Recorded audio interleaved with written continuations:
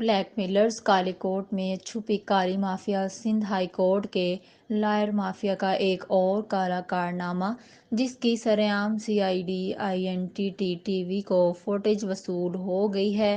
تفصیلات کے مطابق ملیر MPA ساجد جوکھیو کے وکیل شہریار ابراہیم سوہو کے والد اور سندھ بار کونسل کے ممبر غلام رسول سوہو کے بھائی اور MPA سجاول ہیر سوہو کا چچا ابراہیم سوہو میمن گھوٹ پولیس کی جانب سے 11 کلو چرس گاڑی نمبر BAU 688 کے خفیہ خانوں میں اعلیٰ کوالٹی کا چرس کراچی سے سجاول اسمگلنگ کرتے ہو گرفتار اور گاڑی پر سندھ بار کونسل کا لوگو بھی آویزاں ہے۔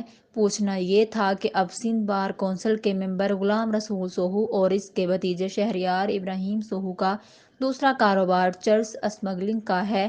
کیا سندھ بار کونسل اس بات کا کوئی نوٹس نہیں لے گی اور ملیر کا MPA ساجد جوکھیو بھی چرس کی اسمگلنگ میں شامل ہے؟ کوئی صاف شفاف انویسٹیگیشن ہوگی۔